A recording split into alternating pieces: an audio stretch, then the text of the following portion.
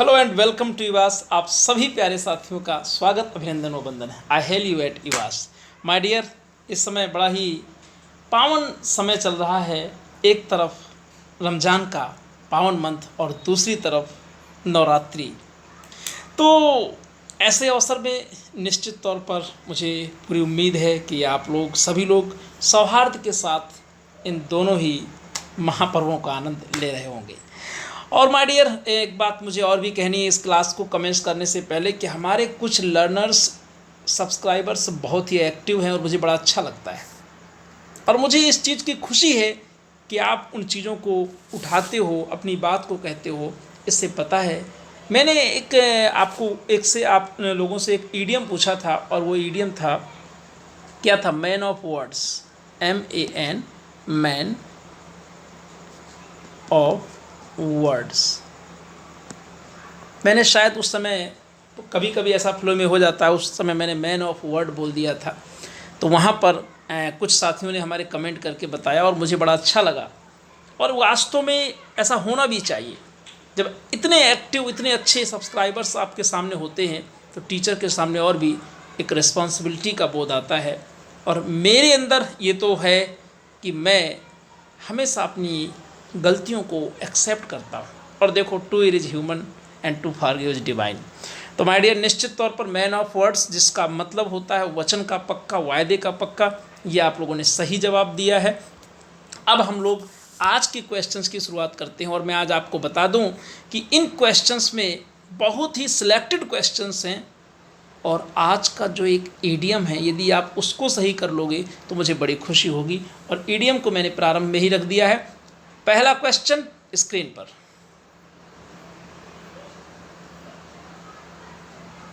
select the most appropriate meaning of the given idiom I was। idiom है I was। options: an operation, a consideration, a deception, an inspiration। चलिए बताएं, reply करें, तेजी से reply करें सभी साथी। द करेक्ट, पहले तो जानो कि आई वॉस मीन्स होता क्या है। आई वॉस मीन्स होता है धोखा। तेरा नाम धोखा रख दूं, कैसा ही कभी कोई सॉन्ग चल रहा है नाराज होगी क्या? तो माय डियर, करेक्ट ऑप्शन होगा सी, अ डिसेप्शन, यानी कि धोखा।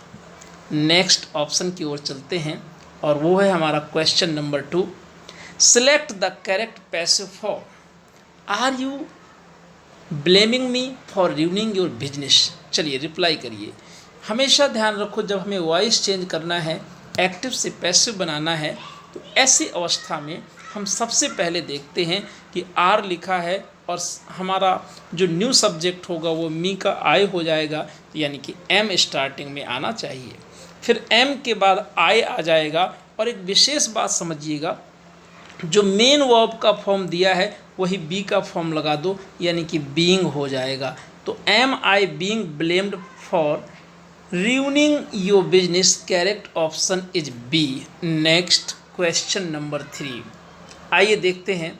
Select the most appropriate option to fill in the blank. The hall was spacious to accommodate all the guest, also, enough, fairly, rather. सभी साथी रिप्लाई करें, थोड़ा सा कॉमन सेंस लगाओ और जवाब सही आ जाएगा। The hall was spacious to accommodate, तो निश्चित तौर पर इनफ लगेगा, क्योंकि इनफ के बाद टू आता है, यह आपको जरूर याद होगा। Correct option is B. Question number 4, identify the segment in the sentence which contains a grammatically error. यानी कि जहाँ पर ग्रामर का कुछ फॉल्ट है, पकड़ो। This is only the decent dress that I have, that I have, this is only the decent dress. चलिए reply करें। Correct option is C, the only होगा, यानी ओनली से पहले द आएगा। This is the only decent dress that I have. Next question number 4, improve the underlined segment. Although they are twins, they are completely different than each other. Options: different from, differ than, difference from, no improvement। तेजी से reply करें, पढ़ने वाले भैया बहन सभी जानते हैं कि डिफरेंट के बाद फ्रॉम आता है, correct option A. Next question number 6, improve the sentence, can you advise to me on this matter. Options, advise me, no improvement, advise to me, advising me. तो आप सभी जानते हो कि एडवाइस के बाद टू नहीं लगता, क्योंकि देखो सेड टू के स्थान पर एडवाइस लगाते हैं तो टू तो ऑलरेडी एडवाइस में इंसर्ट ही है, इसलिए ऑप्शन ए बनेगा, advice me. Question number 7, improve the sentence. हाँ जी, क्वेश्चन अच्छे लगे तो थम्स अप करते चलना। I think she would be much more happier in her home town, no improvement, much happier, most happiest, more happier. तो सभी साथी रिप्लाई करें। देखो हैप्पियर कंपैरेटिव डिग्री है और कंपैरेटिव डिग्री के पहले मोर तो नहीं आएगा, यानी कि यह ऑप्शन चला गया, मोर वाला ये गया। अब मोस्ट हैप्पीएस्ट, ये तो महा गलत है, क्योंकि हैप्पीएस्ट आपने सुपरलेटिव, फिर मोस्ट क्यों लगेगा, डबलिंग नॉट अलाउड। तो करेक्ट ऑप्शन बचा बी, मच हैप्पियर, क्योंकि सी डी के पहले हम मच लगा सकते हैं, much plus C D. Next question number 8, synonym of astonishment. Astonishment का सिनोनिम बताना है, वंडर, कंपोजर, फ्राइट, एक्सपेक्टेशन।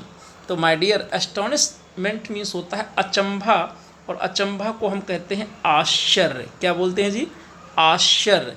तो निश्चित तौर पर यहाँ wonder is the right answer.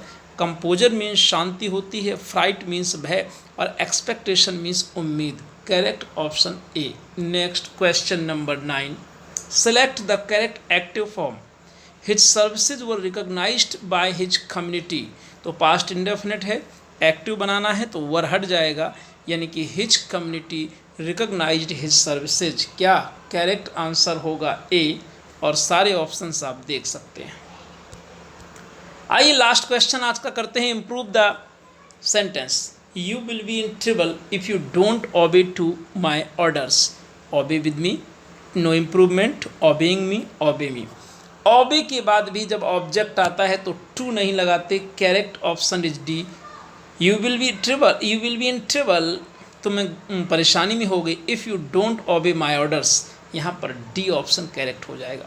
My dear, comment करके मुझे आप बताइए कि आपके कितने जवाब सही हैं, और साथ ही साथ आप सभी साथियों को यह भी बताना है कि यहाँ पर आपके कितने जवाब सही हैं। सभी साथी रिप्लाई करेंगे, सभी साथी रिप्लाई करेंगे। और मैं चाहूँगा कि यदि ऐसे छोटे छोटे वीडियोज़ आप चाहते हैं तो कमेंट करके एक बार मुझे ज़रूर बताएं कि यस सर, और आपको ये क्लासेस कैसी लगती हैं ये भी बताएं। Take care, thank you.